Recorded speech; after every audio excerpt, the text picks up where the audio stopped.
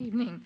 Senator McGrath, can you respond to media reports of threats made by you last week pressuring Environment Minister Melissa Price to give the Commonwealth approval to the Adani proposal? Senator, did you threaten to call for the minister's sacking if she did not approve the project? Thank you. Sure, it's a good question.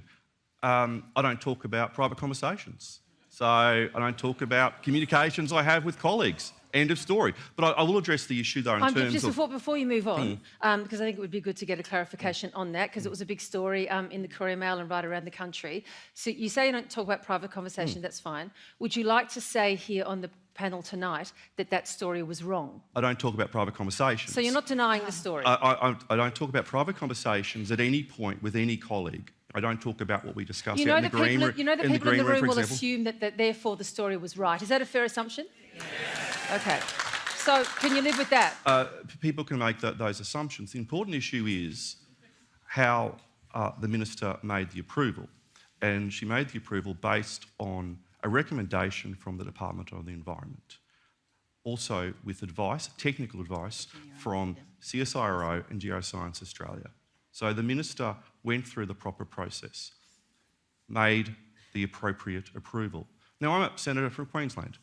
I will not apologise and will never apologise for standing up for the issues that I believe are important to my state, and whether it is advocating for resource projects that deliver jobs for Queensland, whether it's helping the Wandai Art Gallery get some funding for their kitchen or the Roma cattle yards, that is my job as a senator, to go down to Canberra and advocate for Queensland, and I'm not going to apologise for that. I'll close it off here if we're not getting an answer to that question. I know you want to jump in here, but we have another question on the very controversial Adani mine, and this one comes from Naomi DaCosta. My question is for Terry Butler. How can Labor promise to take real action on climate change, as said by Bill Shorten, but not come out against the Adani coal mine? That's also a good question. Thanks, Naomi.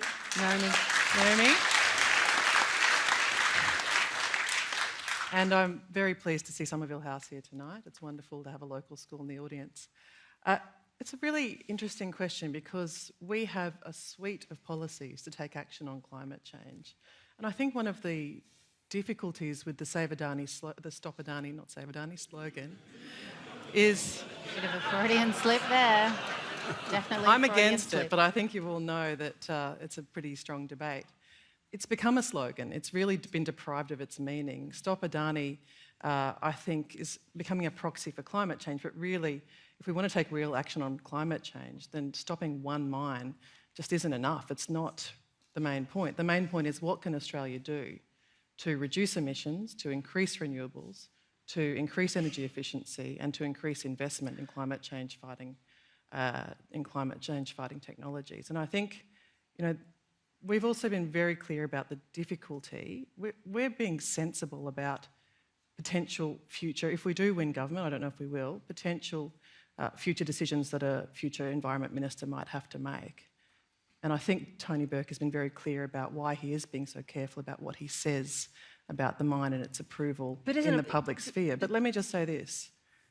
One of the reasons why the question to the Senator was so important is because the way that the reporting has occurred about the political pressure on the current Environment Minister might cause legal difficulties for the decision that has been made. All right, but I'm going to take you back to the question which goes to the Labor Party's position on this. And the question goes to, I guess, if I can dare to interpret this or at least extrapolate on it, a kind of a contradiction there, that Labor wants to be seen as progressive beyond coal, but at the same time wants to be able to stick with the potential jobs of Adani and I guess also keep the CFMEU on side as well. How does Labor walk that line? Well, I guess what I'm saying, Virginia, is that one piece of action on climate change is just not enough. It's insufficient, it's inadequate. We need to change the government to get action on climate change. We need a government that won't destroy the renewable energy target by commissioning an inquiry into it that sees it absolutely completely collapse. And the only way to do that, frankly, is to find an alternative government that has a comprehensive suite of climate change policies, and that's what we are, and we're the only people who are. Larissa Waters? I think it's really difficult to have an effective climate policy when you're not going to oppose any new coal mines. And yes, I agree, Adani has become emblematic. But if you're not going to stop Adani, you're not going to be able to have an effective climate policy. And yes, of course, regional Queensland needs jobs, but it needs real jobs, jobs that are not false promises and jobs that are going to last. Are you saying coal miners don't have real jobs? You say those who work in the resource sector don't have real jobs? Adani has You saying that? You serious? Adani has been caught out lying about the number of jobs. We all know that. But they've also been bragging that they want to automate from pit to port. So there are no jobs in this proposed coal mine. The real jobs are going to be in clean energy, in services, in agriculture, in tourism, in manufacturing, in those sunrise industries, not those sunset industries. And I might add, I am particularly concerned for the health of those Queensland workers who are now suffering from black lung disease, pneumonicosis, which is a lung disease from those particulates in coal mines, and the industry has done absolutely nothing about that. So this is not the way forward for Queensland job creation. It's certainly not the way forward on our climate. We just lost 50% of the coral cover of the Great Barrier Reef in back-to-back bleaching events. We've just seen bushfires and floods in Queensland at unprecedented levels. People are hurting from climate change. This is not some future thing. This is hurting us now. And we have the technological ability to transition to 100% renewable energy by 2030, and that's what we think the government, whichever stripe it is, should be focused on. And that's what the Greens will always push for in the Senate.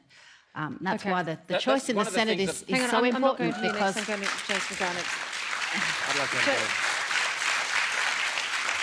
James McGrath, it is true that it's ended up that the projections of the jobs with Adani are not nearly as bountiful as first thought. 10,000, originally 10,000 down to, what is it now? It's a smaller 1464. it's a smaller project. That is why the jobs have gone down. No, but in they terms of lied. They that is admitted true. in full that they lied. That is a smaller project than the original mine that was first proposed. 15,000 people have registered to work for Adani. A third of those are unemployed. You know, these people want to get a job so they can feed their family and get on with life. What Adani is about, and what the resource sector for Queensland is about, is jobs for Queenslanders. It's about royalties. They're about their own profits, It's James. about royalties. Larissa, let Mr McGrath speak. Yeah, I didn't actually interrupt you at all, by the way. Well, actually, you did. I didn't interrupt you. You did. Yeah, there's a long monologue, but I Twice. thought Chris will get cranky at me if I'm not civil. So it is about the royalties that come into Queensland to pay for the It's a schools royalty and holiday. pay for the schools Larissa. and the hospitals. And what the Greens have said is that they're going to stop coal by 2030. So just stop it.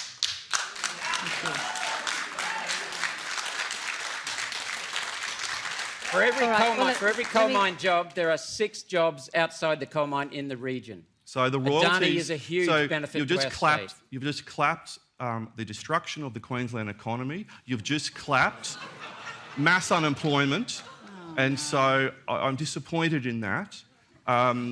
Very disappointed that you'll take that approach. The resource sector has helped build Queensland and will continue to build Queensland. And yes, there will be a transition to solar and Not under and your wind. government. But at the moment. But I'm probably a little bit cynical. Like, you know, I love my solar lights out on my property out on the downs, but they don't go for more than 12 months before fading away. And you suddenly want to replace electricity that is powered by coal, electricity that is powering us all here today, the lights and all of this, with an energy source that is not reliable. So it's too soon to do things like that, and we've got to look after our fellow Queenslanders in terms of the jobs that come with that. And I'll give James- you a quick response to that, Larissa. Very quick, and then we'll move on. It's not the renewable energy that fails in those extreme weather events. It's the old coal-fired power. Renewables are reliable. They're actually more affordable. They're cheaper. They create more jobs. And most people want them. And I don't know what solar lights you've got installed, but we've got such a thing as batteries from Bunnings. now. They're from Bunnings, so We've got batteries that can guarantee and Mitre 10, 24. so you know. My goodness, advertising on the ABC.